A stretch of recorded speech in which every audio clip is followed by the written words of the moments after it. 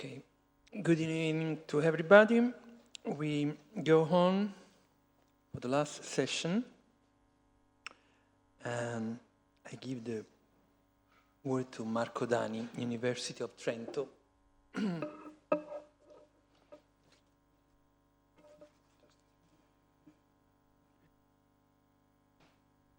Thank you, Raffaele. Thank you. You'll probably be quite bored to hear my voice at this point, but we make a last effort. So this panel is about the normative perspective in analyzing the supranational judiciary. And what I'm trying to do is to provide a normative qualification to supranational legality and to examine what are the implications of this normative qualification for the dynamics within the supranational judiciary, so the relationships between the European Court of Justice and national courts. My presentation is structured in 4 parts. I will start by trying to explain why a normative qualification of supranational legality is important. In the second part, I will address a couple of methodological issues for discussing and for qualifying supranational legality. And I will take issue with one of the most prominent paradigm in the normative qualification of supranational legality, what I called in the paper the constitutional vision.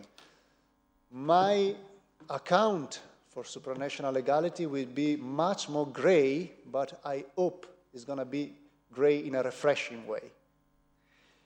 And the third part, I will provide a broad overview, not a detailed analysis of this type of exercise I'm doing in qualifying supranational legality. And finally, I will draw a few conclusions.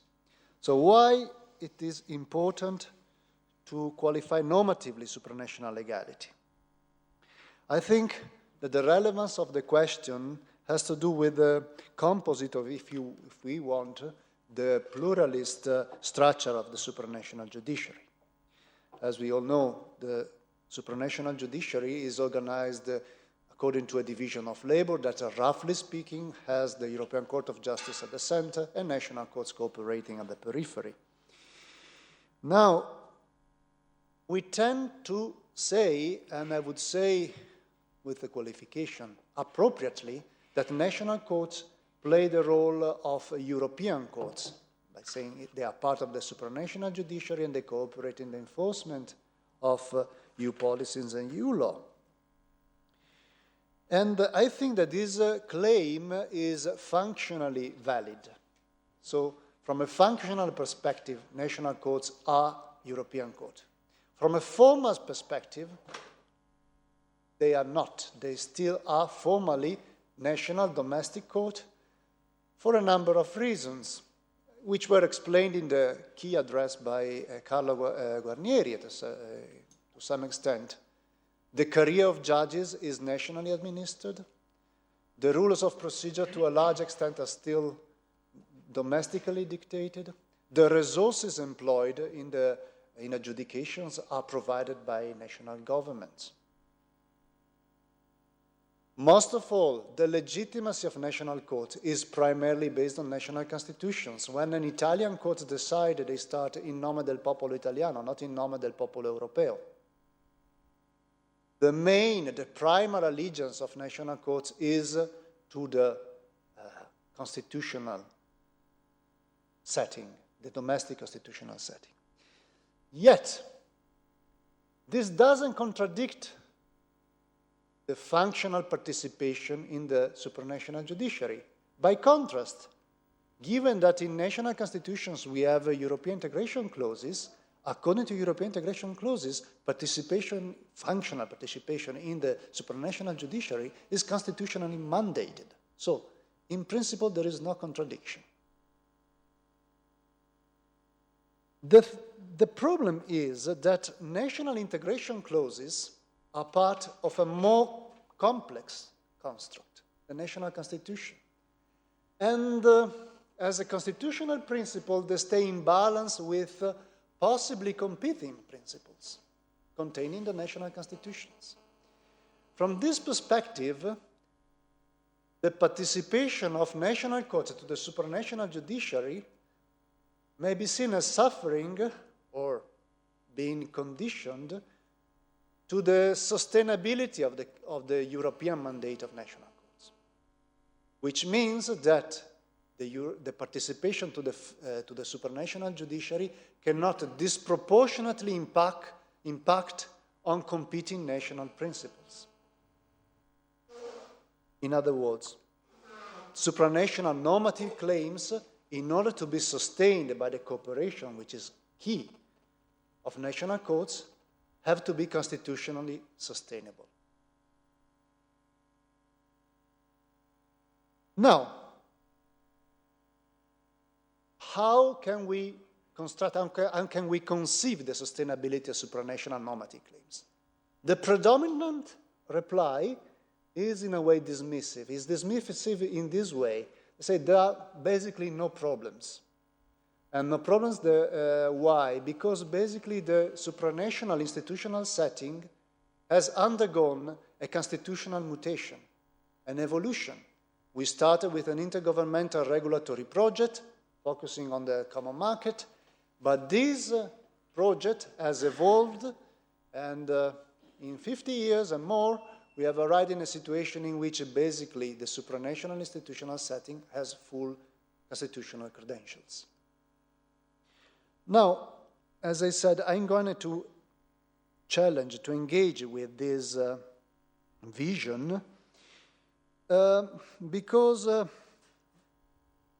I think it's a little bit simplistic and is not accurate, descriptively and probably also normatively. Why it is so? First, because it implies that this genetic mutation, this normative or constitutional turn of the supranational institutional setting has a turning point, is perceived like a shift of paradigm. We used to be a regulatory intergovernmental structure. Now we have evolved in another beast. And all the longue durée elements of the original structure are lost.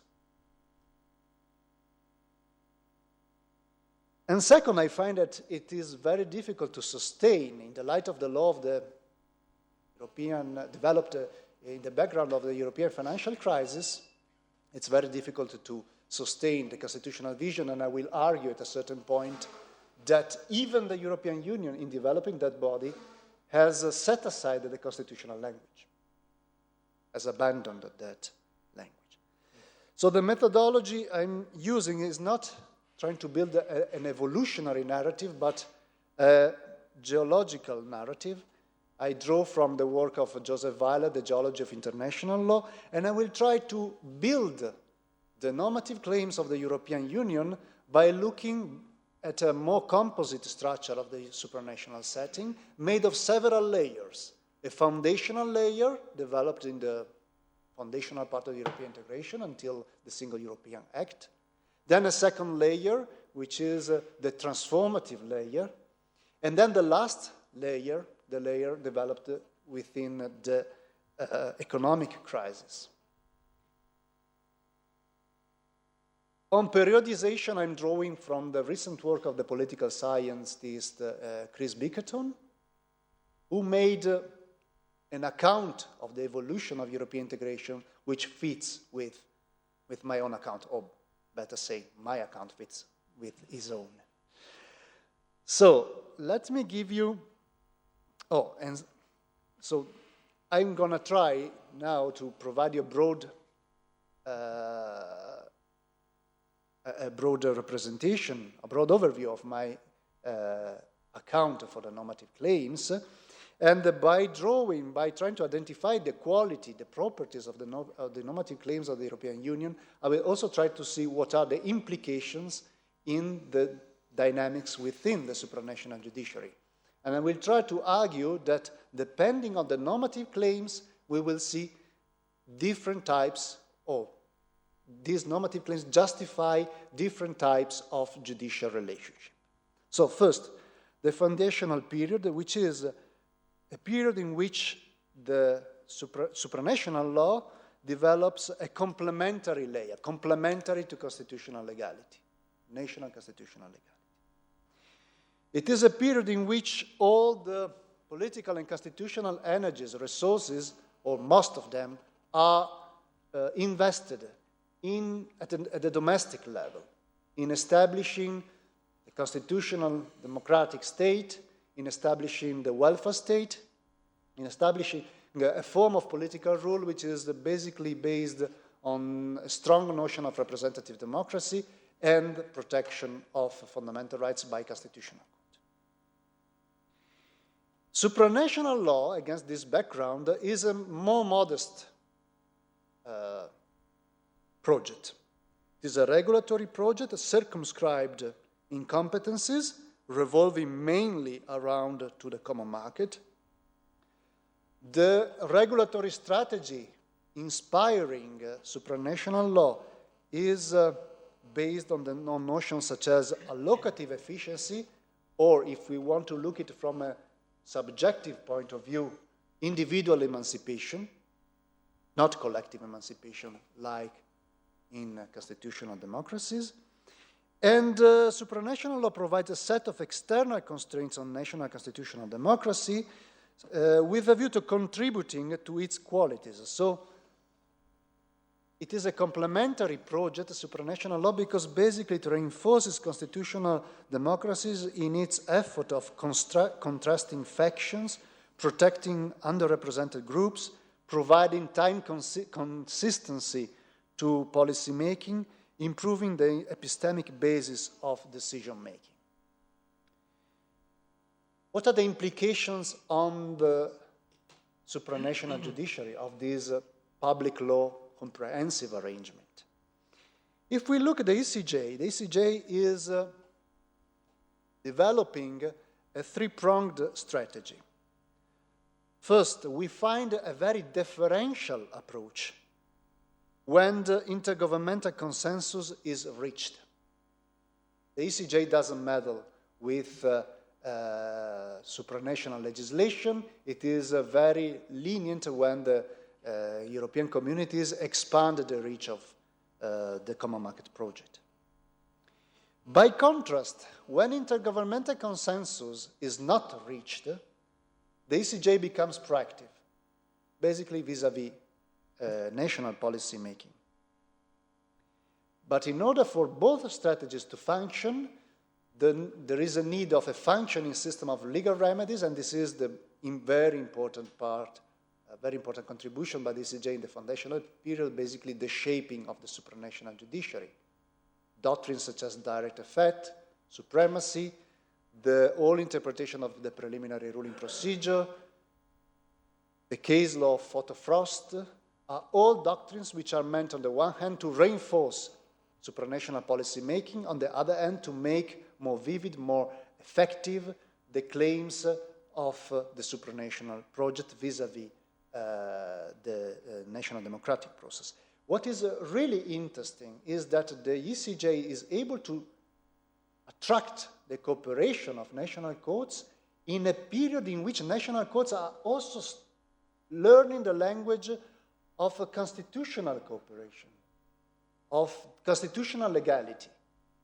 So it's a really remarkable achievement, that of the ECJ. The moment in which national courts are learning to talk with the constitutional courts, they are also learning the language of supranational law, a language which potentially challenges the gist of the national constitutional democratic project. And it does it substantively because the normative claims of supranational law are basically complementary and divergent from the normative claims of constitutional democracy, but also procedurally. Decisions like Mecanarte and Simmental are decisions that potentially displace constitutional courts. And I don't have to go into much because Jan has written very important articles explaining why constitutional courts are displaced by those judgments. Now, all this remains at a potential state in that period, basically because there is an idea and a practice of separation of competences between the supranational law and the constitutional democracy, and there is a sense of division of labor. Basically, the supranational law is about building a market and creating and promoting, encouraging economic growth, and the distributive state is about redistributing those resources generated through the supranational branch. National courts, as I said, are cooperative. The only exception, which we know very well, which we study and we teach to our students, is the fundamental rights issue. Zolange, Frontini, that body of case law in which national courts start to be, at an abstract level, afraid of the possible repercussions of the expansion of supranational law, which currently they say they see as a different form of political power which potentially negative implications for the protection of fundamental rights. That's why, from a certain point in time, the ECJ and supranational law comprehensive start to develop a process of revaluation, of appropriation of fundamental rights, of humanization of the intergovernmental and technocratic state. This is done, and this is what we teach, to reinforce the supremacy doctrine, but most interestingly, I think, this is the key for another very important process, which is the process of expansion of competencies. The moment in which you allow supranational law to have a more compatible status with a constitutional democracy, you are also in the position of having supranational law to expand the reach of policy making. Now, it is very important there are several explanations on why the European integration process has expanded its reach. But one of them I find very interesting, and it is the one that Bickerton develops. At a certain point,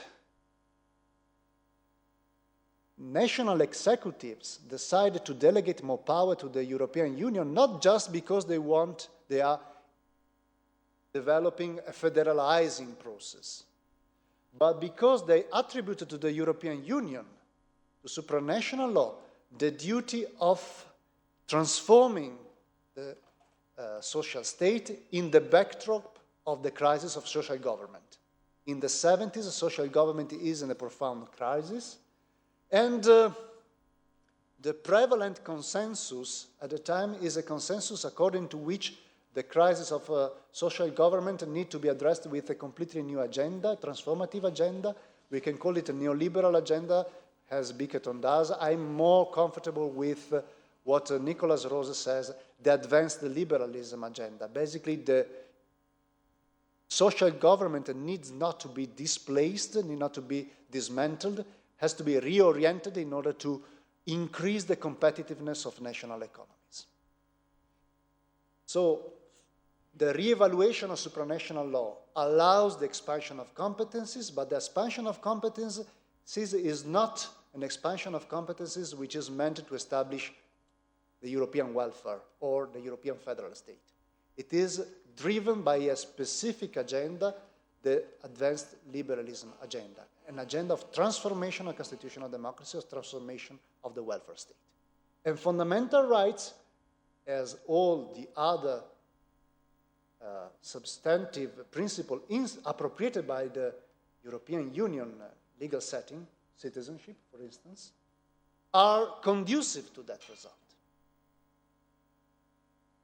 making sustainable this process, allowing for a different arrangement, which is not longer based on a division of power, a division of labor between supranational law and constitutional democracy, but is based on axiological compatibility, even that we live no longer in a separation of power, but in an overlap of competencies. What are the implications for the supranational judiciary in this phase? We see the ECJ, of course, expanding the jurisdiction to increasingly salient policy fields, and making concrete the displacement of constitutional courts, the displacement of constitutional legality in basically all those fields. It's not by chance that exactly in this period we find constitutional courts becoming more vocal in defending their jurisdiction, ultra vires doctrine, and constitutional identity. Second element in the case law of the ECJ, which I find distinctive of this period, of this layer of evolution. Deference toward supranational legislation is still maintained, is not only meant to reinforce intergovernmental consensus, it's basically meant to defend the consensus achieved between the Council, the Commission, and the Parliament in the legislative procedure. Only recently, fundamental rights have been employed, quite interestingly, as a counter-majoritarian tool to constrain, to some extent, the agreements found at a political level. Third element in this strategy is based with negative harmonization. Here we can notice three patterns of adjudication. First, a shift from market building to market maintenance, but this is mainly circumscribed to free movement of goods. The CEC case law, which is not expanded in services, capitals, or persons.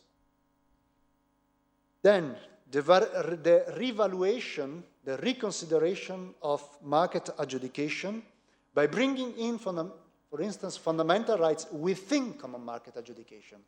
I'm thinking about cases like Schmidt-Berger, Omega, Avida Medius. But then, and this is a third element, the active participation of the ECJ to the transformative agenda. And here I'm thinking about cases like Laval, Viking, and also the cases on healthcare, in which, to some extent, the ECJ is buying in this logic that we are shifting from a citizen which was participating, which was part of the welfare state, to a consumer of welfare services. And that's the logic driving the ECJ in that period. Of course, this is a body of case law generating a lot of tensions with the constitutional legality process, but I think that given the revaluative tools inserted in a supranational law, and given the mechanic underpinning the preliminary ruling procedure, all these conflicts can or could be mediated with a view not to encroach on constitutional democracy. The encroachment on constitutional democracy takes place in the third layer that developed during the crisis, and it is the layer that I labeled the layer of technocratic encroachment. What is the concern in this layer? We like it or not, the diagnosis made at supranational level is that basically the countries that were hit most hard by the crisis are the countries that failed to implement the advanced liberalism agenda. That's why that agenda is radicalized in two ways, basically expanding the reach of macroeconomic governance and making it count for real with sanctions. And this transformative commitment, this advanced liberalism agenda is inculcated to recalcitrant constitutional democracies, to recalcitrant welfare states, generating an interesting and, in my view, quite intractable conflict between intergovernmental and technocratic government on the one hand and populist reactions on the other. These forces are mutually reinforcing, and on the losing side, we have the constitutional democratic project.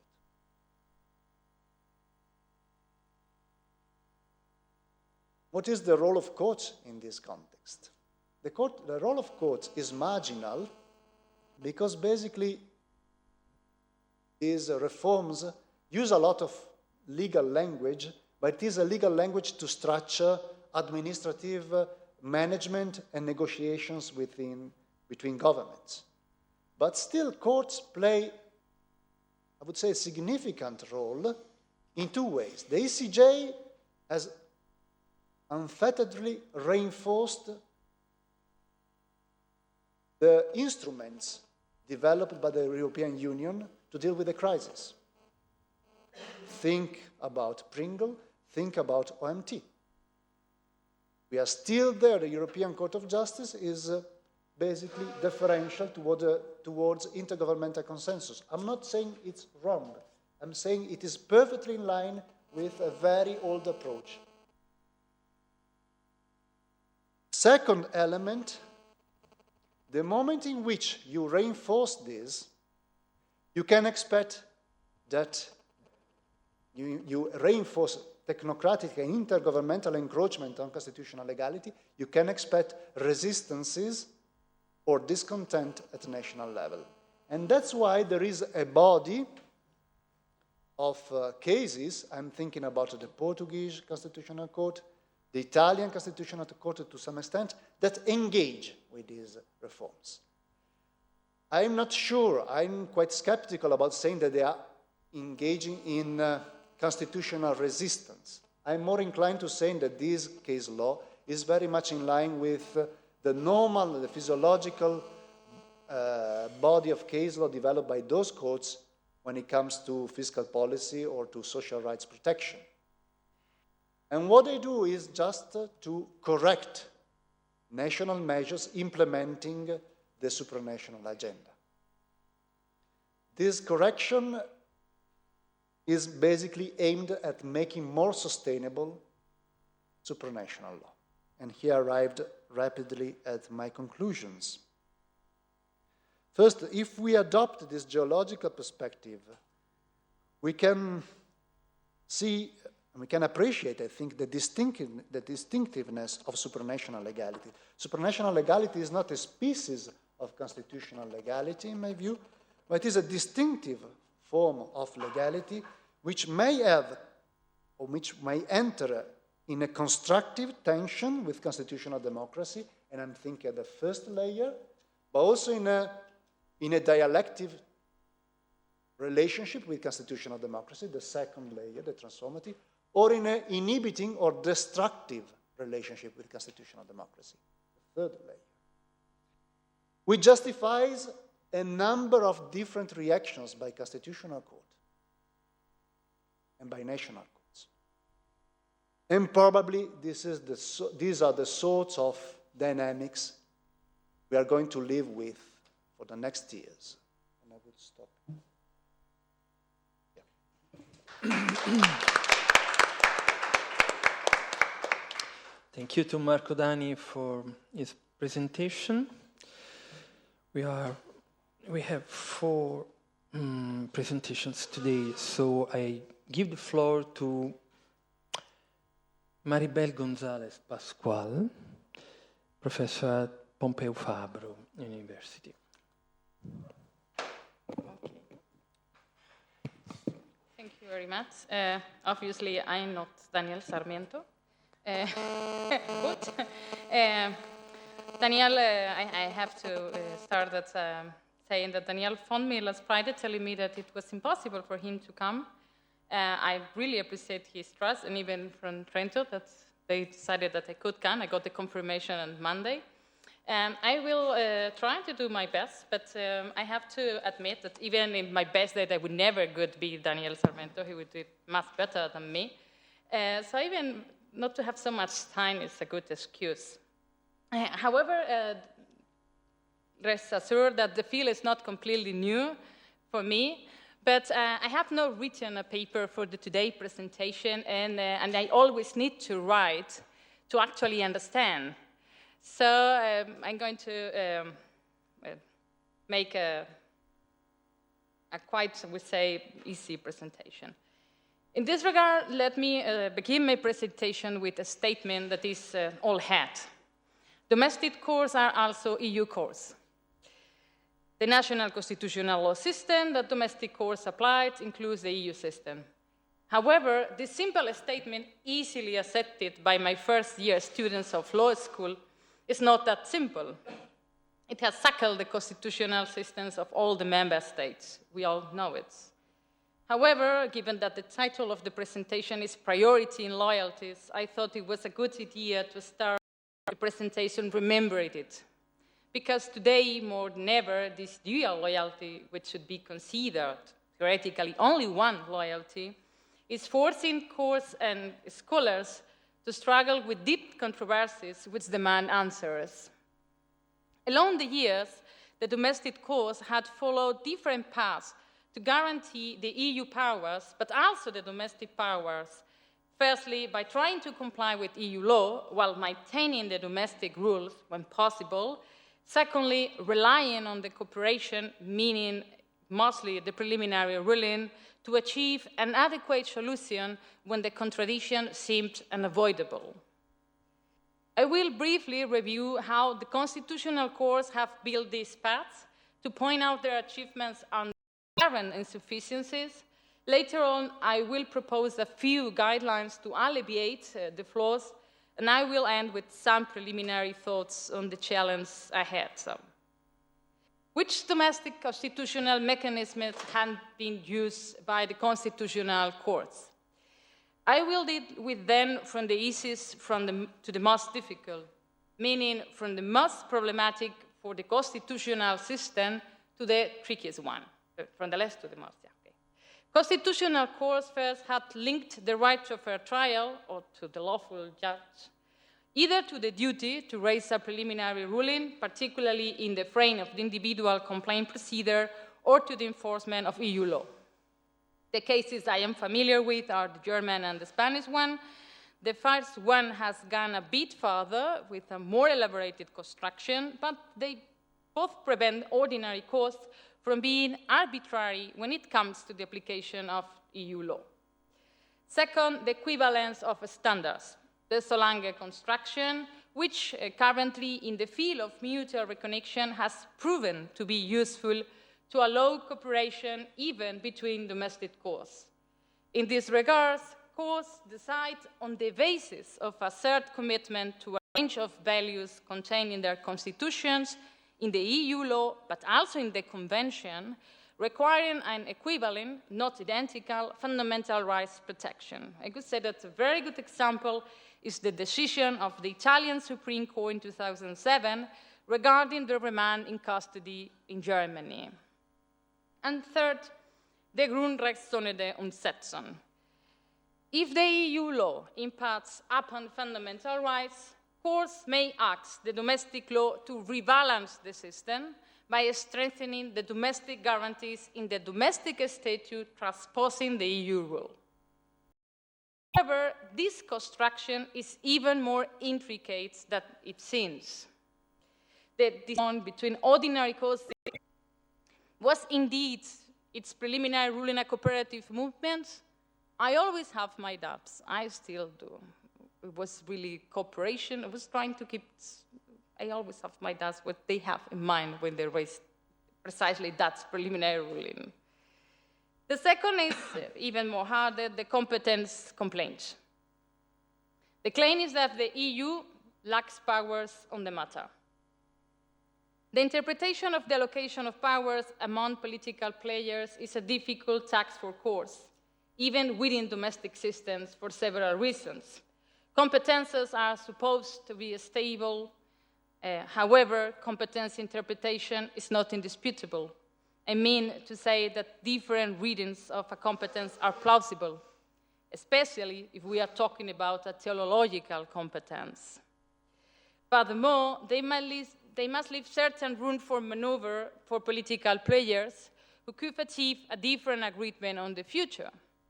last but not least, the judgment on competent conflict depends also on how the conflict is framed by the parties. Hence, competence conflicts are always hard cases.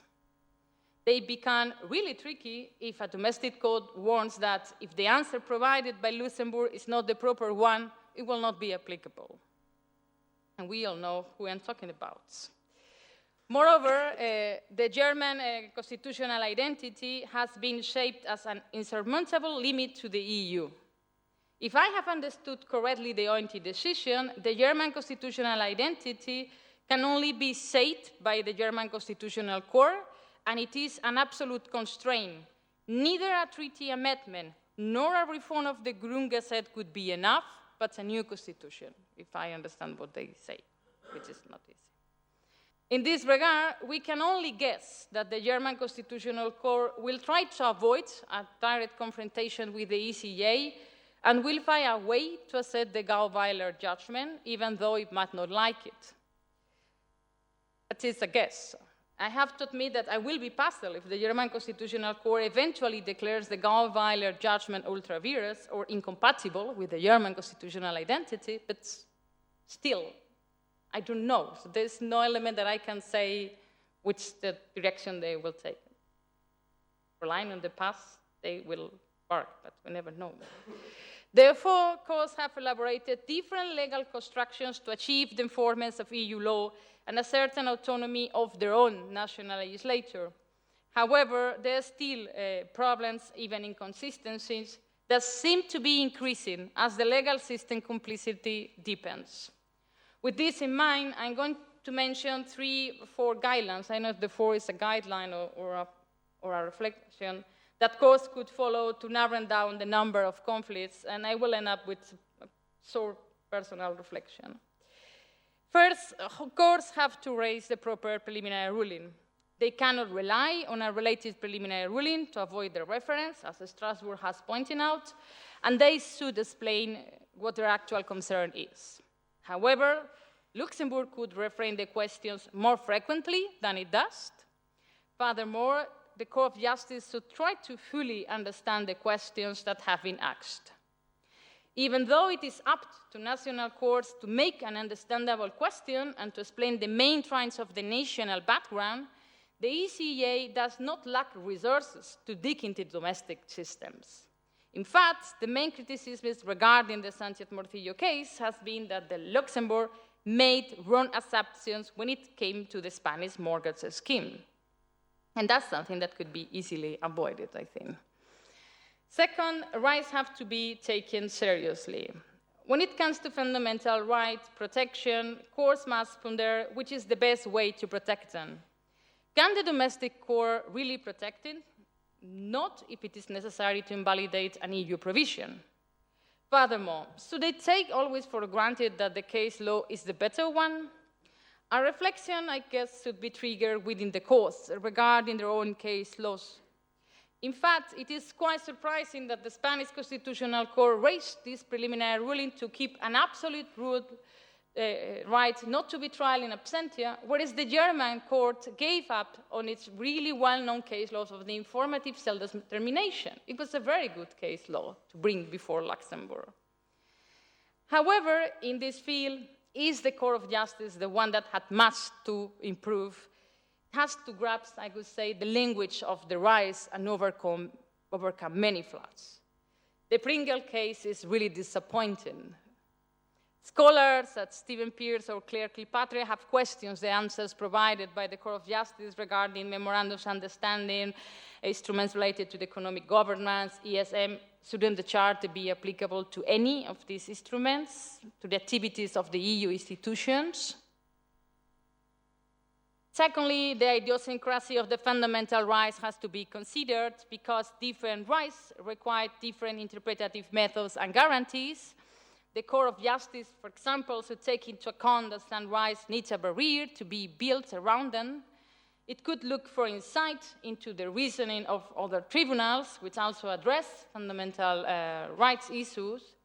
As a matter of fact, the Court relies to a large extent on the Convention, but it could do it not only more often, but particularly better For me, it's a surprise to talk about the right to vote of prisoners without quoting the Strasbourg case law, that everybody knows it, or that you quote in a recent case on the right to security in Lanigan case, you quote Strasbourg, but you quote a case in which Strasbourg condemned Italy. So to say that, to leave pass. So you have to quote it properly. Third, the role of each and every court has to be considered, which is the role within the national and in the EU system. Domestic courts must take into account the need to comply with EU law, the domestic legislator margin of appreciation, and also their institutional design. This last point is a very problematic one because it is being pointed out by scholars, as Komárek is here, that there are parallel references which aim at circumventing the constitutional courts. In fact, the position of the Constitutional Court is a major challenge because EU law can be used to alter it. In this regard, several proposals have been made recently which point out the need to reconsider either the procedural rules concerning the preliminary ruling or the inflexibility of the Luxembourg case law, as could be alone in the Elginov case. Although the effectiveness of the court's role in the enforcement of EU law is contingent on the support of national judiciaries, constitutional courts are increasingly assuming an active stance in the European integration. As Monica remembered this morning, ordinary courts also struggle with EU law. I wonder if a way to increase the effectiveness wouldn't be to be a more open, tolerant to the national constitutional systems. In other words, put it simply, the Court of Justice should realize that it is also a part of a mechanism. Besides, the ECJ should give due regard to the position of the domestic courts, particularly by improving its reasoning. Still, constitutional courts should keep on pondering their position in Europe and within their own national system in certain cases. I wonder whether Karlsruhe has taken due regard not only to the EU, which they could wrongly felt alien to them, but to their own democratic institutions. It comes to my mind the statement of José that everything that the German Constitutional Court touches turns into German constitutional law. For, and this is, I don't know, it's a guideline or a reflection, the complexity of the current legal system should not be underestimated. Domestic courts fool themselves when they decide as if the EU law did not affect them at all. In fact, the recent decision of the Spanish Constitutional Court on regional housing protection in the frame of the crisis can only be understood, not necessarily shared, if we take into consideration the reports and letters drafted by the Commission regarding the financial assistance to Spain. The Spanish Constitutional Court pretends to make an isolated decision, but it does not, building an inconsistent case law. So this is not resistance, this is simply denial of the fact. However, the Court of Justice also fools itself when it decides as if the national constitutional systems are alien to the EU and not a main source of legitimacy. As I said, the decisions made at the EU level are becoming more complicated and essentially more important.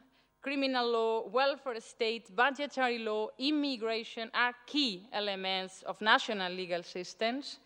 Maybe there was never enough cooperation, dialogue, and self-restraint to shape a coherent system of composite constitutions, but if ever there was, it does not seem that there is enough currently. I guess that it is necessary a deep reflection on the challenge ahead. The entry into force of the Lisbon Treaty actually led scholars to advise a higher judicial vigilance of fundamental rights. The Euro crisis is another reason for that. However, I seriously doubt that the ECJ is aware of the need to review its case law and understand its own position better. Otherwise, I guess the opinion on the Convention could have been a very different one. The challenges are more complicated than ever and demand a proper response. But still, answers should not be as complicated as the questions that are asked, but not so simple that they do not even grasp the point. And that is probably what we are facing now.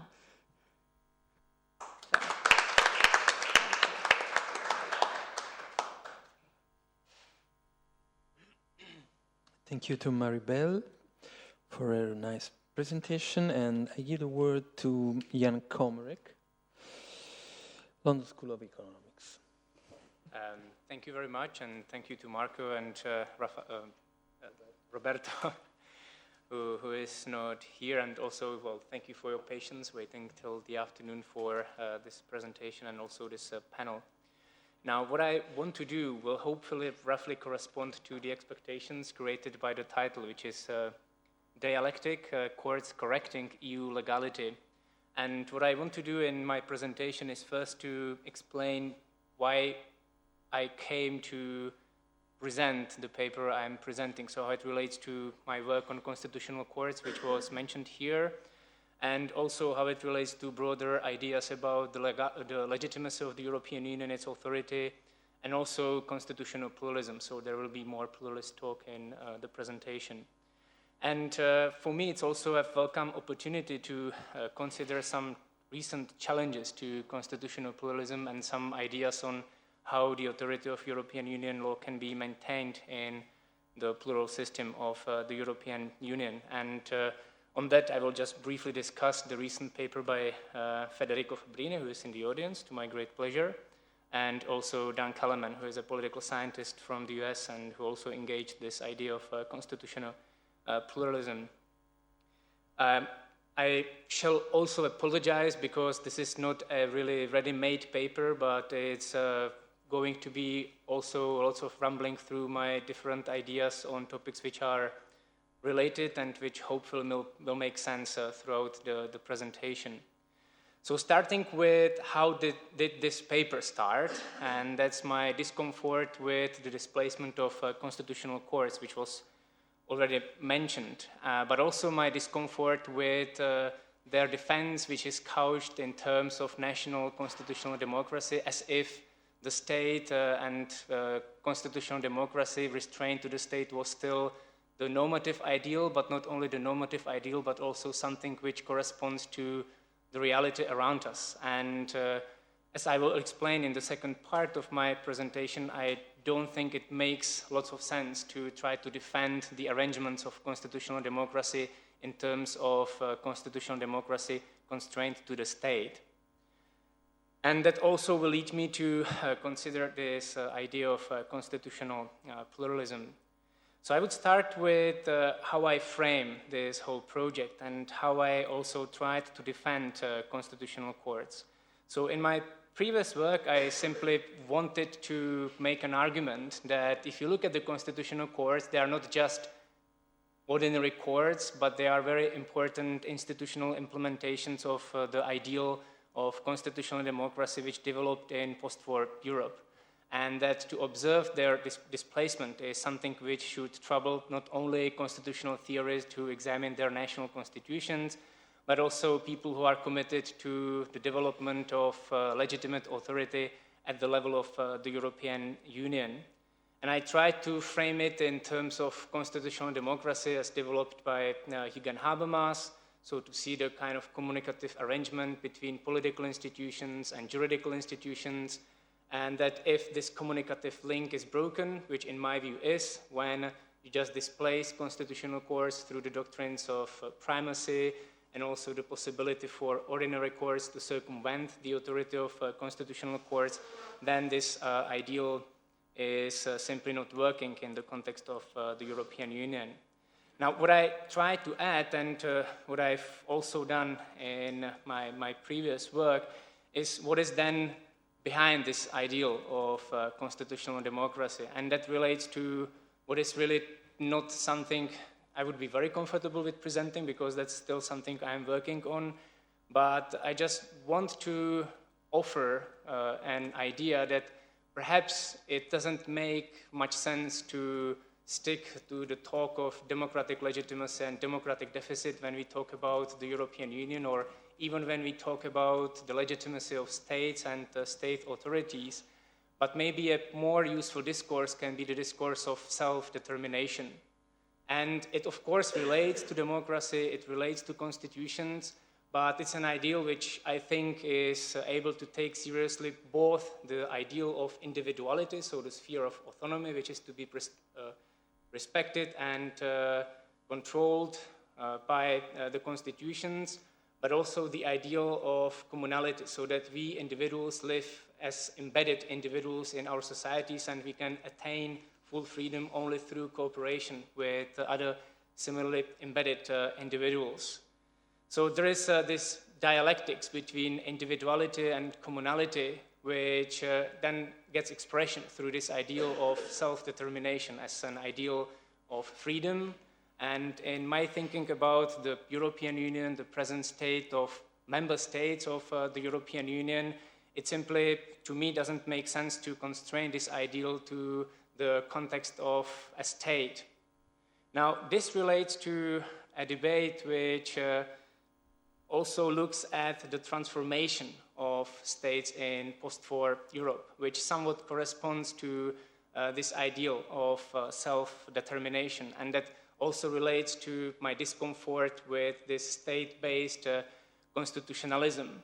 Because when someone who wants to defend the authority of national constitution makes a claim about the authority of the European Union, and when they say that it's only derived from national constitution, from states, then my question would be, are really post-war nation states autonomous from the European Union? So it's a sort of reversed question which national constitutionalists would pose.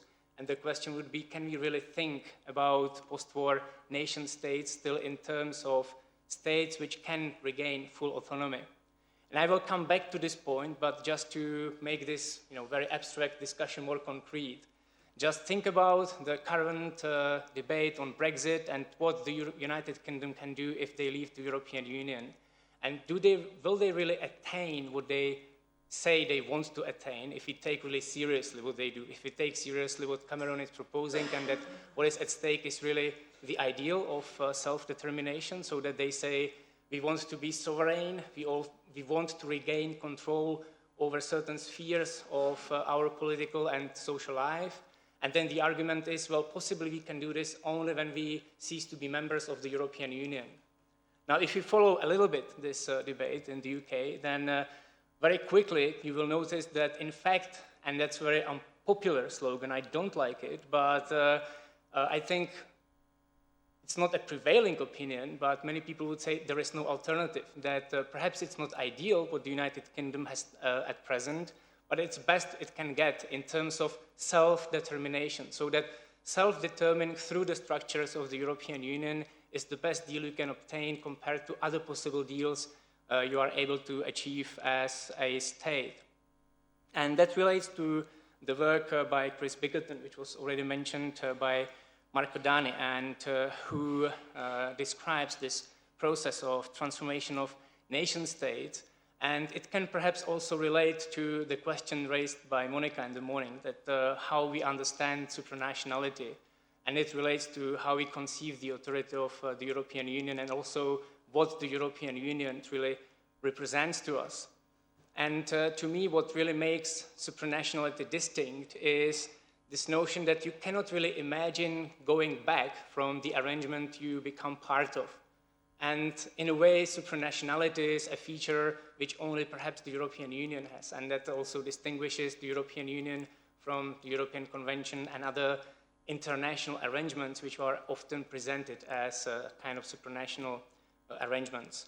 So the question is then how to conceive the configurations of authority and legitimacy framed in this concept of self-determination. So not focusing on democratic legitimacy or not focusing on the constitutional discourse, but rather on this idea of self-determination.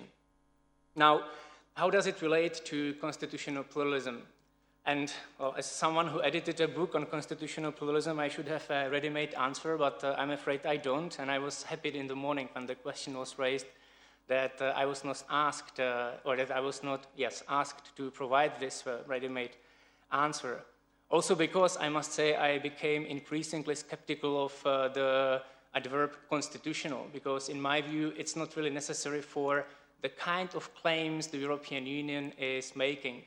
And in that relation, I think I'm very close to what Marco was also saying, that it is an authority which is or which makes claims over constitutional authorities of the member states.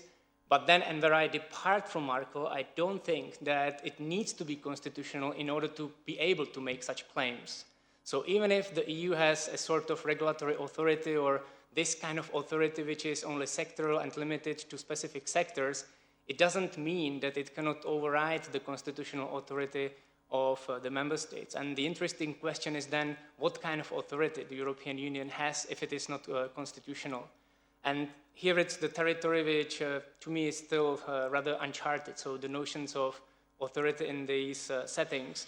But if I now was to give a short answer, so where to place this constitutional pluralism? Is it a legal doctrine, or is it a political theory, or what is it? Is it a set of principles? Well, to me, it is a theory of legitimate authority in the context of European integration. But the point about it is that it seeks to explain what is going on, but by making these explanations, it also somewhat constrains what is possible. So it's what Martin Laughlin in his book, The Foundations of Public Law, and now he would hate me because I'm using his ideas in the context of constitutional pluralism, which he rejected, and he called it an oxymoron. But what he presents and why he thinks that it only makes sense to talk about constitutions and other political arrangements in the context of the state is that for him the state is what he calls the scheme of intelligibility. And that's how we understand the governance and the exercise of public authority around us. So that's this explicatory or a descriptive element of it, but it also norms or constrains what we can do with that. So it's a very performative concept, which can be appropriated by some of the actors, but which I think escapes this appropriation. And that also explains why, to me, it cannot be a legal principle or a legal doctrine, and in my view, no legal actor can really appropriate it. And it's nicely illustrated, and it's a shame that Miguel is not here, because Miguel would be labeled as one of the proponents of constitutional pluralism. Although I would agree with the criticism of his work, which would say that, well, in fact, it's just a closet monism, what he's presenting in his contrapunctual principles. I can do that because Miguel is not here, but maybe he will watch. Well, he won't. He has better things to do. But you never know. Once he became the Advocate General at the Court of Justice, and there was this famous case of Cadi, and he was writing the opinion where he made a proposal that it's the European Union which is at the center of that conflict and which should define the terms of that conflict. And then there were people who directly attacked him, and they said, well, you are not a pluralist. And he didn't provide this answer because he has this, in fact, a monist conception of pluralism, which is not pluralism at all, in my view. But I think the correct answer would be, well, I can't be because I'm one of the actors, and I have to appropriate the perspective of one of the normative orders which get into conflict or clash in these pluralist settings. So, in a way, as I said, it's a scheme of intelligibility which makes it which provides not only explanations for what is around us, but it also somewhat constrains how we can interpret the world around us, what we can do with the concepts around us, and with different also authority claims. To a great extent, I think, it is also aspirational, and that relates to Augustin's comment from the morning that for him, perhaps 10 years ago, it was a good description of how the European Union works, but today is no more the case because, in fact, the center can now impose certain economic policies, and it can threaten, it can really force the member states, if they do not want to comply with that, they would be punished harshly for not complying with that. And that's a very bleak vision of what the European Union is, and where this pluralism can also lead. And I like this quote again from Martin, who again I think won't be happy with me using it in this context. But for him, pluralism can lead us down the path of total liberal individualism or of total legalization, albeit a total legalization masquerading as total constitutionalism, so really something really bad. But it can also be an aspiration, and if actors respect that there is something in pluralism and something that in a way, and that's why pluralism gets so much criticized, because when Sasha Somek or Martin Lachlan, who are, by the way, have a secure place at the high table of public law scholars, despite not being constitutional pluralists. So that's just a reaction to the characterization of the constitutional pluralist movement by Joseph Weiler. But when they criticize pluralism, that's mainly for reason that it doesn't provide answers when we seek them the most. So in fact, a pluralist won't tell you, so what is the right answer in the context of the contestation between the German Constitutional Court and the European Court of Justice. And I think a pluralist, a true pluralist, so not someone who is just masquerading themselves as pluralists to secure a place at the high table, but someone who is committed to pluralism would say, well, I don't know.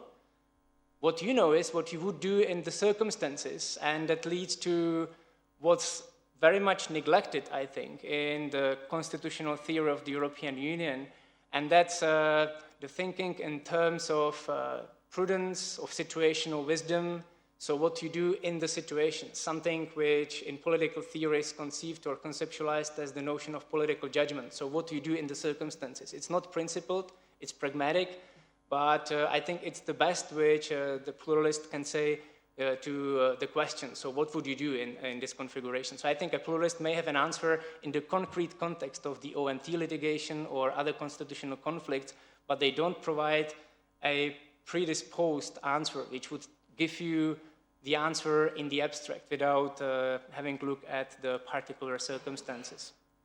So that's my take on constitutional pluralism, also framed in this broader notion of self-determination and individual freedom. Now I hope I didn't make it even more murky. Maybe I did, but that's the best I can do at present with the idea of constitutional pluralism. And because this is a continuation of my paper on constitutional courts, in that paper I made a claim that this is the meaningful place for constitutional courts, and that's why it should be preserved.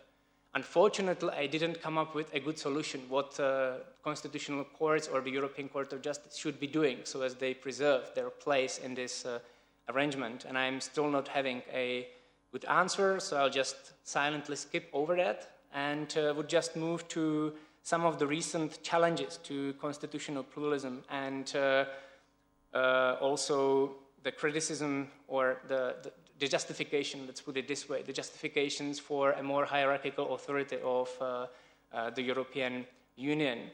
And I must report as someone who was somewhat involved in these debates, but the debates to me seemed to be really dead for several years. Nobody was really contributing. And you know, at the moment when the president of the European Court of Justice says that he thinks that constitutional pluralism is the right theory for the European Court of Justice, so Kuhn Lehnertz made this claim recently in a book on the legitimacy of the European Union, then you really think, well, that's really suspicious. I didn't want to be, you know, providing theories for the judges at the European Court of Justice because I always wanted to be, you know, on the subversive side of things, and I didn't want to support the orthodoxy. But in a way, this observation or the claim made by Kuhn Lehnertz, I think also somewhat denies or rejects the notion that constitutional pluralism is dead, as Daniel, who is unfortunately not with us today, observed reporting from the conference on the OMT, where the two papers I want to briefly comment on were also presented. One of them was presented by Federico. So starting with Federico and a very strong defense of the principle of primacy in very hierarchical terms, because at one place in the paper he says that the ultimate answer must be that the authority of the European Union shall prevail. And to him, what he presents is a new justification, the principle of equality between the member states, and that should justify the authority, because he makes, I think, a very useful observation that very often when you read about the principle of primacy, constitutional conflict, it's very often just a configuration between the member state court and the European Court of Justice. So it's the German court against the European Union court, or it's perhaps the Czech court when the Slovak pension litigation was at stake, and the European Court of Justice. And it disregards the wider context that it's also other member state courts or other member states which are involved in this. Now, I wouldn't think it's so new as the very American style of writing would suggest. And my colleague Mike Wilkinson wrote a paper which starts with an observation that some courts are more equal than others. And Fritz Sharp, when he was writing earlier after the Maastricht judgment about these configurations, he makes the same argument, essentially, that it would breach the principle of equality between the member states. And that's why then he makes a proposal that the ECJ should be controlled by the European Council. But perhaps most interestingly, in the context of this debate between primacy and constitutional pluralism, Miguel Maduro's principle of universalizability is couched in terms of equality as well, which in fact also this principle of universalizability disqualifies Miguel's work as truly pluralist in a meaningful sense. But Miguel would most likely disagree. Now, this is just quibbles, like is it new or is it not new? But more importantly, is it really a justification, or a strong justification for the principle of primacy of EU law? And in the first place, I doubt this is really about equality, because if what is at stake is equality before the law, which is the concept to which Federico refers in his paper, it's not really affected, because if you subscribe to the theory of constitutional pluralism, then any court can make the same claim. And if what is at stake is formal equality before the law, so not, the considerations that the German court can do it, but the Hungarian constitutional court perhaps not, but in terms of formal equality, any court can challenge the authority of the European Union. So it's not really about equality, and it's far more about reciprocity, so reciprocal obligations between the member states, which is then the justification mentioned already in Van Genen laws. But I would also, it's just a thought, and it may sound sort of, it's not a strong argument against the equality among the member states, but there is something which always troubled me, and that relates to the topic of this conference, and that is equality between the member states really so fundamental to the construction of European Union law. And think about this. If you look at the composition of the European Court of Justice, then you have 6 advocates general from the big member states, and then you have 3 advocates general from small member states. And how do you explain this arrangement in terms of equality between the member states? You can do that in terms or in the Council and in the European Parliament, where of course you do not have equal representation for the member states, and the member states have different way in the voting in the context of the Council. But that's in the context of democratic representation, where you can make a claim that you have to balance different principles. But only if you would think that the Court of Justice has to also, or that the Court of Justice's legitimacy is based on the democratic principle, which is the same as the democratic principle concerning the Council and the European Parliament, then you can say that perhaps the big member states should have their permanent advocates general, whereas others have their advocate general once in 20 or 30 years. I didn't count. But this establishes a fundamental inequality between the member states at the heart of the judicial system, which to me is very difficult to explain or to justify, unless, as I said, you subscribe to the same democratic principle, of which I think concerns representative institutions, such as the Council and the European Parliament, but doesn't concern the European Court of Justice. Now, that's for Marco and the principle of equality. I mean, he continues responding to the possible challenges to this principle of equality, but I do not want to spend too much time on that, and would like to move to Daniel Kelemen, who is interesting in how he tries to justify the authority of the European Union, because it's all old functionalism. So essentially he says, it cannot work if you let all constitutional courts to give their independent answers, the legal order will ultimately collapse. So it's all these critiques of constitutional pluralism are termed or are framed in this existential language. So if you allow this, it is unsustainable. And then the conflict between the German Constitutional Court and the European Court of Justice in the context of the OMT is framed in the same way. So now finally the Armageddon is coming. We will find the answer. And then the ECJ gives an answer, and it's quite unequivocal. So then you go, equivocal, and then we await the German Constitutional Court's decision. And I think we won't know, because it continues. And that's also the essence of this pluralist setting, that you don't have the final answers, and for different reasons, that's what I prefer. So he doesn't like this, but all he has to defend the authority of EU law is functionalism. So on the one hand, you have formal equality, formal legalism presented or defended by Federico. On the other hand, you have this functionalism.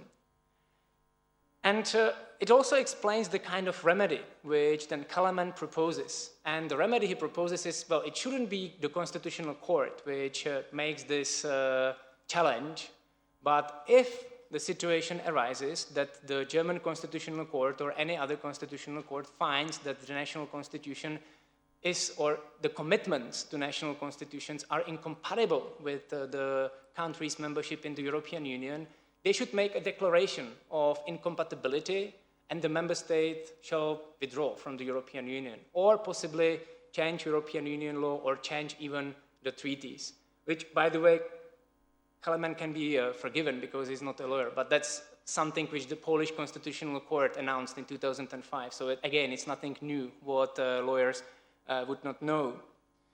But when I was thinking about this kind of remedy, what makes me somewhat uncomfortable with that is, and it relates to how you ground the authority of the European Union, because if you allow this, then in fact, it's all about the citizens of the member states who decide, or their constitutions. EU citizens are not involved in this.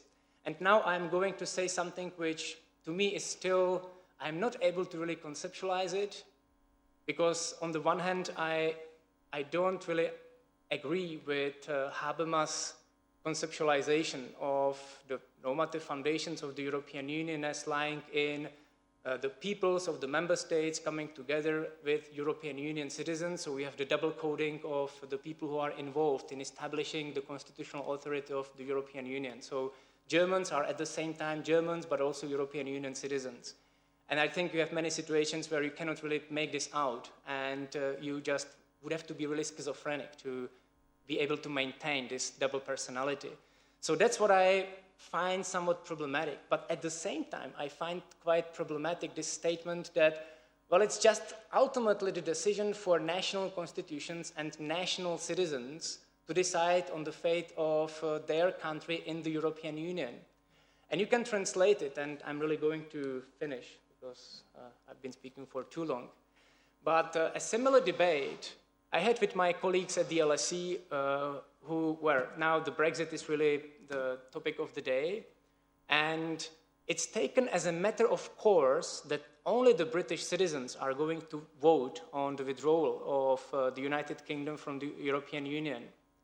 And if that is true, that it's really just a decision for the British citizens to decide on the fate of the United Kingdom in the European Union, then I think the whole link to, or the existence of some independent source of EU's authority lying in the European citizenship is just non-existent, and it would just prove it. And I don't have an answer to this, but it's to me a kind of puzzle why on the one hand I reject this Habermasian notion of double coding of EU citizenship, which is then taken over by Armin Fogbut-Dandy and many German scholars as well. But why at the same time, if I reject it, I also find problematic that ultimately it's still national constitutions, national constitutional courts, national citizens who decide on the very membership of them and other European citizens in the European Union. So I think I would stop here. I don't have a strong conclusion. I have only this question, I'm afraid. But I hope that I at least contributed, maybe with some confusion, but some clarifications as well concerning constitutional courts, constitutional pluralism, and the authority of the European Union. Thank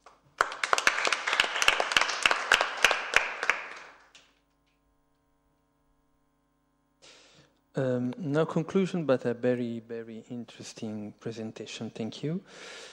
Now, Augustin Menéndez, University of León. Thanks a lot. It's a great pleasure and a great honor to be here today. And I think in my very personal map of European law, I associate Trento with many things. But in terms of European law, I associate with two things that I think are missing still. We need more of that in the European law debate. One is taking seriously national constitutional law. Because we were under sui generis pathology, very much influenced on the idea that because the European Union was new, we had to invent the wheel again and to discover the Mediterranean because it was not discovered yet. So we really did not need to look to national constitutional law. But it happens to be the case that democratic constitutional law was developed at the national level. So there must be something to be learned from that. And I think I get a good deal of what is going into this direction being broadcast from Trento, so to say. The other question is economic law. Because the great paradox of EU law as a discipline, which is easy to explain, but it's still a paradox, is that the European Union being constantly presented as an economic animal, economic law was not really taken that seriously. And in the terms, if you want to put the conceptual categories, were allergic to the consideration of socioeconomic. So there was lots of debate about institutional issues, but about substantive socioeconomic issues, there were exceptions. But I think this is, again, something that is being broadcasted from Trento. So I'm extremely happy to be here. I have a terrible task, because there are 3 very good papers. Now I don't have really intelligent things to say. So allow me, and just if you feel the irrepressible desire to throw me something because you disagree, repress it and blame it on the fact that I'm the last and I have to be a bit hyperbolic, because if not, we all go to sleep. In that spirit, allow me to put my cards on the table at the beginning and to make it very clear that in my view, I'm going to make a very Tory presentation. And nothing better to prove that than to quote from a genuine Tory, Piero Calamandrei. Allow me to start in Italian, then I translate. Se voi volete andare in pellegrinaggio nel luogo dove è nata la nostra Costituzione, andate nelle montagne dove caddero i partigiani, nelle carceri dove furono imprigionati, nei campi dove furono impiccati. Dovunque è morto un italiano per riscattare la libertà e la dignità della nazione, andate là, o giovani, col pensiero, perché là è nata la nostra Costituzione. If you want to go in pilgrimage to the place where your constitution was born, you should go to the mountains where the resistance fighters were killed, to the prisons where they were jailed, to the fields where they were hanged. Wherever an Italian died trying to win back the freedom and dignity of our nation, there you should go, young Italians, because it was there that your constitution was born. My only modification will be, it's not only Italians. We could say Europeans. And this means that there was a trick all the time in using resistance, because I have this resistance in mind, and I have this constitutional element coming from the resistance in mind. And I think this has to do, or is institutionalized through the social and democratic Rechtsstaat, which is what the partisans, what the resistance were fighting for. Second thing to put it on the table, regarding to constitutional pluralism. Just, not to challenge, but just to make a bit of, to warm up to polemics. To quote from several authors in the wonderful book that Jan and Matai were editing. And I will say you just a nutshell.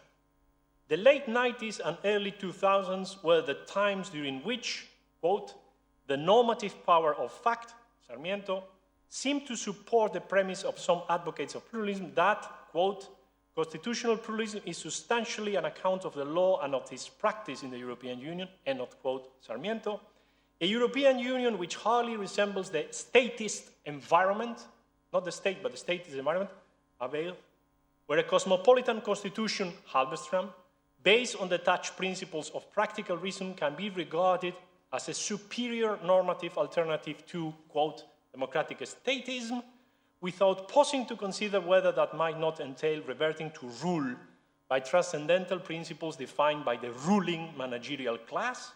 This is Somek rendering of this, so it's not objective. So, I sympathize very much, I subscribe that, because this is a form of enlightened natural law cum. This was said.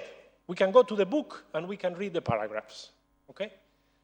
It was said with these terms, and then we can decide. I believe very much on the printed matter, and I made many mistakes. We can discuss that, but I think we should take seriously what we said. And this is what was said, and this was promised under these lines, and was related to this kind of understanding, including enlightened natural law in the case of Matthias. It's very difficult to put it in other terms. Just as the appetizer. So now, what I would like to do is to do 4 things. The first one is try to put on the table 3 questions, because I think they are the ones who determine why we disagree. And there are very good reasons we disagree, but I think that if we do not answer in the same way the 3 questions, we are bound to disagree. There's nothing wrong with that, but I think we should clarify why we disagree. Because we do not disagree on the technical interpretation of norms. I think we disagree around these 3 questions. The first one is, what kind of constitutional law is European constitutional law? And on that, the answer, I think, is that we say it's a complex constitutional law, but there will be very different understandings of the complexity. My own answer is that it was forged through a synthetic constitutional path, and this entails, and I will not go into that, I can refer you to where you can get the full story, I don't have the time now, only that there is a license to establish a constitutional polity on the condition that the deep constitution was formed by the constitutional law of the member states. This is the actual pluralistic element in European constitutional law, no other.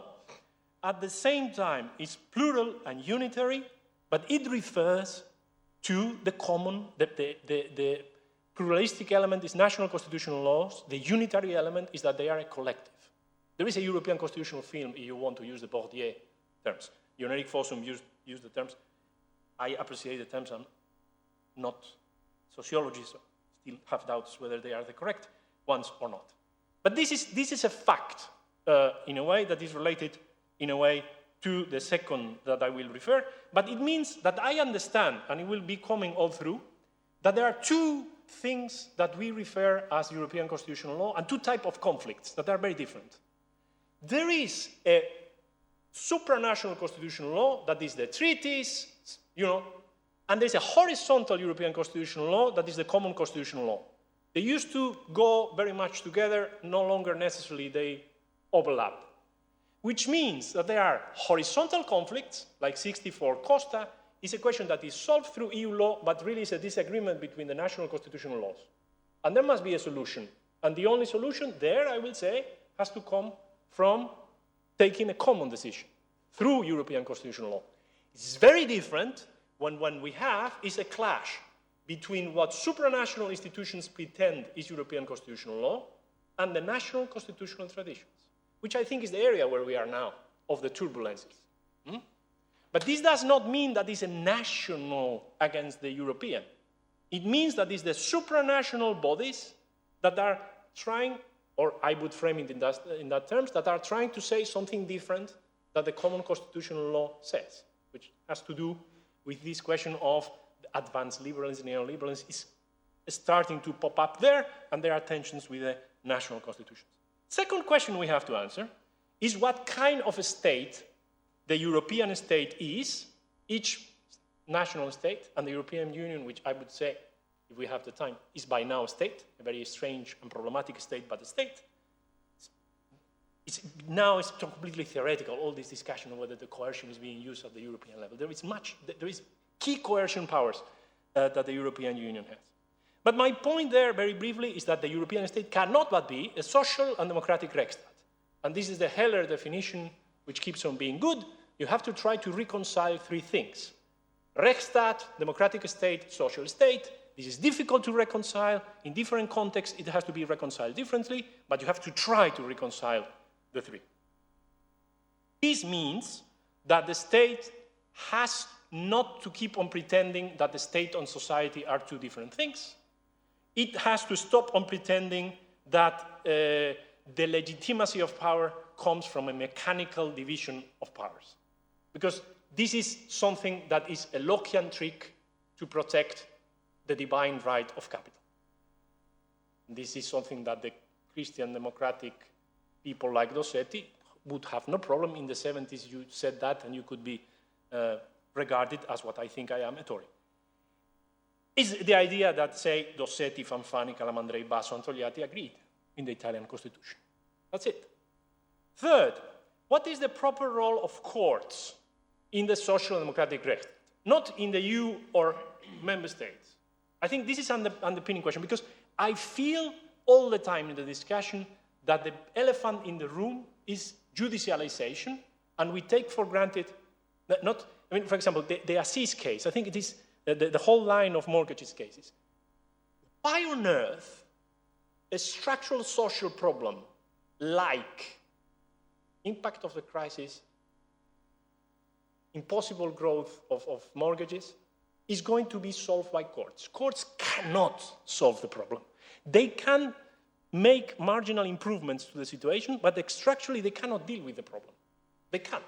You know, the background of the 20 billion euro question is that can the European Courts of Justice take this decision and then expect that really it will be implemented, take into account what price tag comes with? Can a court really be entitled to take this decision, not only in legitimacy terms, but in structural terms? Does it have the capacity to do it? And I think my answer is no. So courts have to be self-restrained in the sense, and this is social democratic Rechtsstaat idea, they have to enable the political process. They have to promote an understanding of the Constitution that is a roadmap, not straitjacket. And I am under the impression that in the ping-pong between the ECJ and national constitutional courts, we tend to take for granted that it's for the courts. But is it? Should it be for the courts? Okay, these are the three questions. I think, depending on how you answer that, it predetermines what side we take on the disputes. So why not discuss these three questions instead of pretending that we disagree on other grounds? That's my point. Very briefly, second question is these ever more constitutional conflicts. I think before the crisis, there was already, and at some point I tried to say that, and I was said that I was very pessimistic, that there is a long trend increase on constitutional conflicts on EU law, precisely because of the synthetic character. And it has to do with the limits of synthesis itself. It has a kind of suicidal proclivity involved into it. It's a great thing. It allows to kick off the process, but then it reaches limits. So supranational law becomes thicker. But if the tensions have become sour, it's because at the same time that it gets thicker, the legitimacy force of supranational law becomes thinner. The result is what Scharf calls over-integration, compounded, if you wish, by what Majone defines as the culture of total optimism on the side of European institutions, which the ECB is not to be faulted in that regard. You know, my whole argument is not trying to say that there is X, Y, or Z that are bad guys. I think this is totally irrelevant. It's the structural question, you know? And I think the institution which is not into culture of total optimism, the one that ranks better, I think on that regard, is the ECB. And I just say it because I will then criticize in the ECB, so I have to say something positive about it. The other part of the reason is the tendency to assert national constitutional values much more forcefully, sometimes is done in ways that fail to comply with the imperative of self-restraint, and to consider the extent to which judicial decisions may have impacts over the whole European constitutional field, which are very different from those that the court intended. And you can imagine many of the cases that we could have in mind. But if I say A in the context of country B, it might deal to C when it is extended to country D. The crises come in, and the crises, as is generally the case, there is nothing new on that, serve an acceleration, an augmentation lens, that's acceleration of the processes, and can be regarded as augmentation lenses of the underlying and growing conflicts. This is largely related to the fact that the crises in the European context have served as a trigger, or perhaps accelerator, of a threefold process of constitutional mutation. And the process is, on the one hand, the old constitutional law has been set aside, breach, I would say. Then ordinary law has been written in the space opened up by breaching the law. And then there has been an attempt at locking in the new substantive content into the Constitution. So we breach the Constitution, we write new law, and then we try to write this new law into the Constitution. I think this is the crisis in a nutshell. And for that purpose, I have this fake PowerPoint. Because, you know, I'm a lawyer, which is a Tory who does not believe in PowerPoint, by definition. I think cognitively it's problematic. Especially, I try with my students, they go to sleep. Or they focus on writing what is written there. So you say, whoever reads this is stupid. They say, whoever reads this is stupid. They do it. I try. It works. But it's so frustrating, you know? So I stop doing it, and I think it is a technique that the conservatives, you know, should be regarded as Talibans. We should not use it. But the question is, precisely from this Tory perspective, the crisis comes, and I think I will not go into details, I will just only point. You may disagree on the specific interpretation of each of the provisions.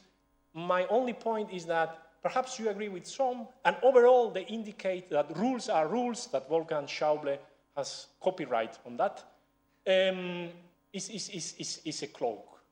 Because actually nobody has breached more rules than Schäuble and the others. You know, and what is this? I think in substantive terms, the impact of the crisis and the government of the crisis results. Competence-wise, Article 5 of the Treaty of the European Union, which this is the reason of the fake PowerPoint, you have it there, it says enumerated competences. But if you go to read the Memorandum of Understanding, or if you go to read the recommendations of the Commission in terms of fiscal policy, it's very hard to realize how this is still in force. Because Greece could be said that they could only spend 6% of GDP on health. But where's the competence of the European Union for that? Portugal was said that they had to sell a bank within 1 month. But where's the competence? It's a very stupid decision, by the way, apart from making rich the people that buy it. Okay. In this sense, it's very clever. But should it be clever in that way? I don't think so. But, you know, this is the first thing that goes off the window in structural terms. Second thing that I will say goes off the window is no bailout solidarity understanding. The Pringle case and OMT can be understood systematically to try to explain how this works. I will go back to that in detail in a minute.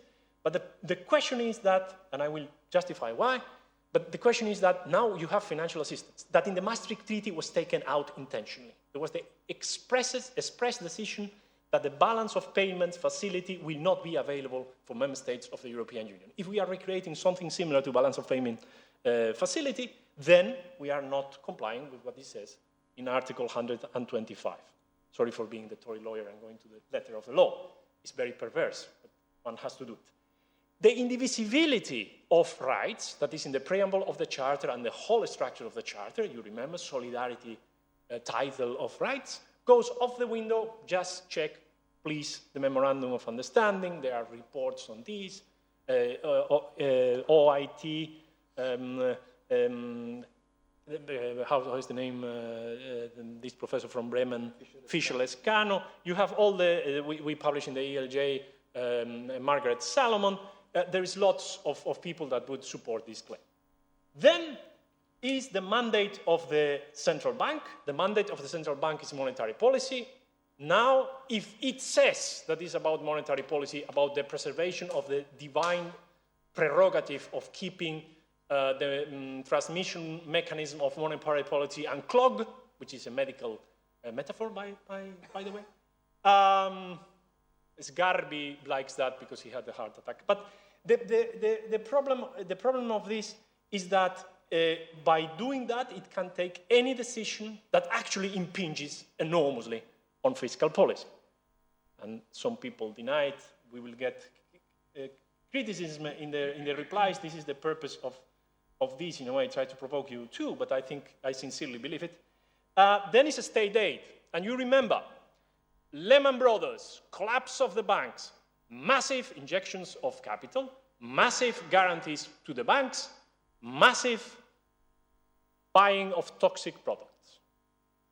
What about the state aid? What about the state aid regarding what we consider as the center of a modern economy, that is the financial system? So it permeates and percolates through the whole system. Then they ex post write the norms that justify having given state aid. I'm not convinced as a Tory lawyer. And I'm even less convinced regarding the European Central Bank and the prohibition of funding, because the two big LTROs, long-term refinancing operations, that were implemented by Draghi as a say hello to everybody as president of the central bank, ended up funding, and it's very difficult not to have foreseen that they will be basically resulting in that consequence, in funding member states in difficulties, because there was the Italian and the Spanish banks, disproportionately in relation to the capital they had, that they went to the European Central Bank, and then they massively bought debt, which resulted then in the 2012 going to the brink again, because there was the kiss of death between the banks. And the kiss of death would not have existed without the LTROs, but that's a footnote. So the fact of the matter is, as I was showing to you, that we have, my case, my smoking gun, is that at least, and there are more, there are these 6 plain breaches of the law. I cannot go, and you all know it, but I have these nice tables, on the new law that comes. Is the fiscal rules, is the reverse qualified minority voting. This is taking, in a way, the space, but this is still basically written in ordinary law. Phase 3 is when we no longer use ordinary law, but we lock it in constitutional law. And there are basically 2 steps there. One is placing the norms in texts which are harder to amend and maybe say to lie beyond the jurisdiction of national constitutional courts and even judges at Luxembourg. The original plan, as you all know, was to write the key norms and the pinning the 6-pack into the treaties, but then Cameron said no, and the Czech Republic, if I remember correctly, government said no. This resulted in the fiscal compact being formally signed and ratified as an international treaty, which was a setback in political terms, and in constitutional terms is highly ambivalent. On the one hand, it fosters doubts on the extent to which fiscal compact can shield challenges to the validity of the 6-pack. I will go back to this in a minute. On the other hand, the very international character of the compact underlies the extent to which the government of the crisis has been based on a search for empty constitutional spaces in which we are not bound by the law. We are bound by public international law that is not so strict as national and European law. So we try to get, or we think it is less strict. The second step, so is fail mission in a way. But there is this kind of thing of trying to say that it's a quasi-primary law of the European Union, it's quasi-constitution. The fiscal compact. And the second step concerns the deactivation of national constitution as a potential source of resistance. The drive to inscribe into national constitutions the golden rule is an attempt at introducing a major normative dissonance within national constitutional law, and said explicitly. Settling a ceiling on the debt entails drastically curtailing the extent to which democratically elected governments can confront crisis. More importantly, it implies by default a reordering of the goals to be realized through collective action. It is very important to keep in mind that the meaning and implications of the national formula cannot be determined in themselves. It is fundamental to keep in mind that the golden rule serves as the bridge through which the new EU fiscal rules set in what is formally ordinary supranational law come to get the primacy over national law affirmed not only by the supranational doctrine of primacy, but by the very primacy of the national constitution. This is even so more in the case of Spain and Hungary. The Hungarian constitution includes the most tighter balanced budget constitutional role in force in Europe, as not only gives relevant powers to the Hungarian Fiscal Council to control budget bills, but also prevents Parliament from approving a budget if the debt is over 50.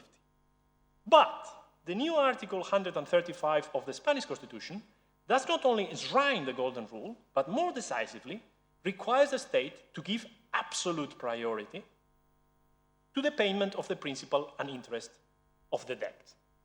Now, the conflict. Locking in the constitutional mutation in the Court of Justice. So now I get my hands dirty with the cases. Why are Pringle and OMT problematic from the standpoint of European constitutional law? From the common constitutional law of the European Union, if you wish? For three reasons, I would say. First is the structural constitutional principles. A key theme that underlines both the SM Treaty and the OMT press release, in a way, strange that we were constitutional review of a press release, is the undermining of the structural principles allocating power between levels of government. Let's go into the paragraphs. The ESM is presented as a matter of completing EMU, of writing the missing provisions in the EMU Constitution, European Court of Justice, Pringle 59. Solving, I quote, financial crisis which, notwithstanding such preventing action as might have been taken, might nonetheless arise. So what was impossible becomes possible, and then we have to complete the Constitution. This is said to be complying with the treaties, because the point of 125.1 of the treaties is now said to be ensure sound budgetary discipline, so the provision would not so much prohibit financial assistance per se, but only bad financial assistance. Pringle 135. The ESM is constitutionally sound because while it tears down the bricks with which the wall of separation between exchequers was built, which was the point of 125, it rebuilds the wall with a new set of bricks made with a strict conditionality. Leaving aside the weakness of the argument in itself, based on the factual assumption that the debt will be paid, which I think will not be paid, this change of one wall for another hides in plain sight the new wall radically alters what arguably was the essence of the first wall, namely the division of competence between the EU and the member states. The new wall radically changes what the states can and cannot do. Firstly, the foundation of the new wall is the Constitutional Convention that Eurozone states cannot decide to default unilaterally. Greece was prevented from doing so from October 2009 to May, at the same time that no help was coming. This was ridiculous. Greece undertook a highly inefficient and problematic restructuring of its debt, favoring certain debtors and not the Greek state. And by June 2015, the Constitutional Convention was so much taken for granted that all European governments acted as if it was the law. So Greece cannot default if not out of the Eurozone. Secondly, Eurozone states that undergo financial difficulties become very close to being failed states. And this entails, as I was saying, that the division of competence between the EU and the member states, but also between the Eurozone and the member states, and between the member states themselves, no longer applies. This is what a strict conditionality put in plain English means. The sheer fact of being a state experiencing financial difficulties suspends the division of competence, suspends the principle of enumerated competence. This is something that the Court of Justice does not even come close to consider. It avoids the issue, and this is a rhetorical trick, by over-focusing on the constitutionality of the power to give financial assistance, so as to derive a strict conditionality as the operationalization of what it claims is the purpose of 125, and the only purpose of 125, that is sound budgetary policy. This way, not only the attention goes to the first prong of the problem, but the very second prong is buried as a necessary condition to respect the first prong. That's the trick. At the same time, the Court of Justice simply fails to take seriously the very serious problem stemming from the choice of member states to revert to public international law. The Court of Justice argues that this is a sound choice on two grounds. One is the substantive continuity between EU law and the ESM Treaty. So even if the ESM Treaty is not EU law, EU institutions doing things under the ESM Treaty are still subject to the normative force of EU law. The other, and here comes the second trick, is that what the institutions are expected to do under the ESM Treaty fits with their identity. What the Court of Justice fails to consider is the obvious fact, and this is, I think, hard to contest, that the point of the ESM Treaty was the ex post confirmation of the major constitutional changes written into the secondary law of the Union regarding the provision of fiscal assistance. So much to the point that the ESM was not created in a strict application of 136, but on the basis of 122, apparently. If this is so, the very fact that they were written in secondary law makes them problematic to start with, and it is a logical fault if you say, this is fine because it's in accordance to EU law. What we are discussing is whether this is going to be legitimizing the EU law that you are saying is justifying. So it's the Munchausen trap, you know? Because if we write the ESM Treaty in a way to make proper constitutional grounding for contents that are in secondary law, you cannot say that the new treaty is sound because it complies with the secondary law that is supposed to be giving the ground of validity. It's a circle. It's a logical circle. But it gets away with that. Similar, and I will rush, a similar approach is followed in Pringle. The Court of Justice pretends to apply its old precedent in Pringle regarding the definition of monetary policy, where the issue had been posed from the other side of the equation, namely, whether the ESM was bound to get muddled into the sphere of monetary policy. Leaving aside the fact that it does not take much of an effort to read into the German Constitutional Court on OMT a devastating critique of the technique of interpretation used by the Court of Justice in Pringle, the Court of Justice perhaps should have been rather careful to just apply Pringle without nuance, if only because the question to be solved in OMT was not about an indirect impact, but whether this was economic policy, which is a very different question. It's not whether you are affecting marginally, it's whether this is fiscal policy by other means or cloaked. If this is so, the court comes to the state that as long as an ECB decision is justified by reference to a monetary policy transmission mechanism, and the tools used to implement the goal are those proper of monetary policy, the ECB should be recognized a wide margin of appreciation. It's not discretion, it's wrongly translated. I think in Spanish, in the Advocate General, is not discretion, is not discretion in French. I think it's appreciation. Okay, stupid Tory point. In the name of its making choices of a technical nature and to undertake forecast and complex assessments. Okay, OMT 68 echoing Kruth. The point is this. The democratic constitutional law case for central bank independence, not that I support central bank independence, I'm a lawyer. It's in the treaties. What is the case for this in constitutional terms? Has three parts. The first is very well known. Independence is defined by constitutional norms themselves. There is a mandate, blah, blah. The second results a contrario for the technical knowledge accumulated in economics and institute in the ruling. Questions of monetary policy are usually of a controversial nature, and in view of the ECB broad discretion, they have to be settled. Give me a break. Sorry, you know, the Tory lawyer here says, you are into a fallacy. Here, you're a fallacious argument. You say this is a base, the legitimacy is technical. Technicians disagree, the European Central Bank must have discretion. Discretion on which ground? Because it cannot be technical knowledge, and it cannot be democratic legitimacy, because by definition, the ECB is not a democratic institution. So, the discretion in public law, where does it come from? Which is the basis of that discretion? The price of the footnote strategy is denouncing the underlying legitimacy basis of the ECB. And it's very interesting, Pierluigi Ciocca, which I think it is a very well-known central banker, has a wonderful book now, La Banca che ci manca. It's now translated with a different title into English. And that's not going to legitimacy issues, but makes a very powerful case to saying the ECB has to become the Banca Italia of the 70s, in a nutshell. It has to do all the things that Banca Italia was doing. Because there cannot be a central bank like the Bundesbank we thought was in an economy of the complexity that we have, blah, blah. So to stabilize, we need a central bank that is doing more things. A question that you can add is that Banca Italia was politically accountable. You cannot have it both ways. You cannot have, at the end of, in the same way that Bank of England keeps on having more of political accountability than the ECB does.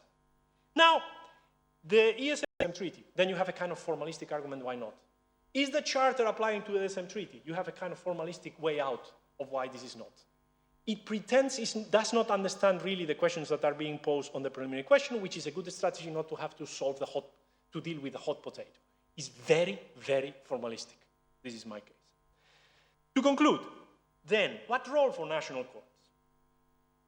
I advocate a specific form of constitutional resistance which consists in defending the Constitution, upholding constitutional standards, to the extent, especially, that they are not only national standards, but they can be shown to be national constitutional standards reflected and reflecting the constitutional law common to the member states, the horizontal European constitutional law. Resistance against vertical European constitutional law, or the peculiar breed of quasi-vertical European constitutional law, the SM Treaty, the Fiscal Compact, has to happen. Courts should not be the resistance of first instance, which has to be politics, and there is constitutional law beyond courts. There is constitutional democratic politics, and I think this is the focus where it should be, not as the ultimate resistance, because it's not true that the courts are the ultimate resistance. The ultimate resistance is with the people. Sorry, if not, we are not in a democracy. But in between these two, I think there is a role for courts. Political resistance, in my way, constitutional democratic resistance, requires reaffirming democratic constitutional law. I think a very good start in the European Law Journal, Scharf was putting forward what he thought should be done, and I think I agree with that without a problem. I would say that in terms of political discussion, we have to get rid of three mantras, which is, we are in crisis because states overspent and were corrupt. States were corrupt, but we are not here because of the corruption. Corruption is a footnote in this. This is a structural, we can discuss. It's not that we should not bring corrupts to prisons. It's not that we should not be very harsh on corruption. It's the problem that you want to explain why we ended where we are. It's a structural problem in which, if there is corruption, it's a structural corruption. It's not a it's not, I can go into that. The second is that there is no salvation, the mantra that there is no salvation outside of the euro, which confuses the fact that we need a monetary infrastructure for integration with the fact that the only monetary infrastructure possible is the euro. God spoke one word, I heard two. This is my very pluralistic take on this. And the third is that there is no alternative economic policy possible. This is easy to show that is false, because very modestly, in terms of the difference, there are other policies. Japan is not. I'm not saying we should not follow Japanese policy, because I don't think it's even good for Japan. But the question is that there are other economic policies, and they are not getting it wrong more than us. I think that could be said. I think we are really doing a great job at getting it really wrong.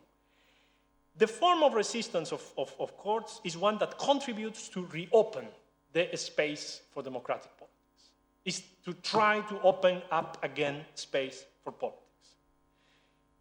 The German Constitutional Court on OMT is right in revealing the structural pathologies implicit in the constitutional mutation on the hoof that has made of the ECB an actor which can take whichever decision it wants, as long as it invokes a monetary objective and it uses the tools, more or less, that have been referred in the treaties. There are many, many things that you can do in that way, and I think if you don't think OMT was fiscal policy, what about quantitative easing and quantitative easing plus? they will come before the German Constitutional Court. I'm sure they will not come only before the German Constitutional Court, but before other courts. Because if this is not fiscal policy, I rest my case. Emergency cannot be a passport to accept whichever solution, because if not, we are back into the emergency in the Schmittian sense, in which the constituting power is in the hands of the government. So we don't have a constitution anymore. We just have the constituting power of the executive. And the tragic case in the European Union is that we do not even know who the executive is. We have a hunch. We think that Merkel has something to do with it. But how does it really work inside? We really don't know. We don't have accountability. They hide behind the Eurogroup and the summit. But not all states are equal. Not all ministers are equal. And if you decide to have a referendum, then the legal services of the Council say that the Eurogroup is not regulated by EU law, so the president of the Eurogroup can do whatever you want, which I think is not really constitutional law, by the way. The fact, however, that the German Constitutional Court goes as far as to put forward an understanding of how EU law should be constructed is to be applauded. But if we take seriously the synthetic nature of EU law, there cannot be anything wrong, and I think there I disagree with Marco, with national constitutional courts doing explicitly what they are anyway doing, which is to contribute to the common constitutional law by means of defining their own constitutional law. And this, I finish. I'm afraid this has to be done differently. And in this sense, I don't have the time here, but my case is, as Marco was saying, very much trying to see what's coming from the Portuguese and the Italian Constitutional Court, and especially the Italian Constitutional Court. Because the Italian Constitutional Court has managed to blend being very minimalistic in many ways, in terms of not the consequences, but the reasoning, preserving the right to work and the right to get the fruits of your work when you are a pensioner that are related, and at the same time make the clear argument that the golden rule cannot mean that we have now a meta-constitutional rule. That the golden rule is part of the yardstick of constitutionality, not the meta-yardstick in itself. So to finish, I think, allow me in a way to say that we are now in a real critical turning point, if only because of the accumulation of crises. We have concentrated in this workshop with the economic crisis in a way, but there is, of course, the refugee crisis and the security crisis. And I think that the three of them are, structurally speaking, crises to which the EU is responding in the same structural way. Procrastinate, extend and pretend, minimize the problem, pretend that the solution you can offer is the right solution to the problem. If you have a hammer, everything is a nail, this kind of syndrome that we are having, only to have to decide, regardless of any constitutional limit, on the brink. That is the Eurozone governments in a nutshell, but is also what is likely to become the solution to the refugee crisis. And when you decide on the brink, it's not the question of Miss Merkel being bad. It's the question that on the brink, there is domination, necessarily. Because if somebody is more equal than the others, on the brink is even more equal than the others. Because the position of highest inequality is when you are on the brink. On that regard, the European Union is a state because it has only urgency powers. This is on the Eurozone case. The emergency power number one is to provide financial assistance. The reverse of this power is that you can kill a state on the brink. The other is that the ECB is the lender of last resort of the banking system. The reverse element of having this power is that you can kill a financial system. And this is, by the way, something that was coming close to be the case in June, July. Shut off a bank. But the power of money is the sovereign power. If this is not sovereignty, what is sovereignty?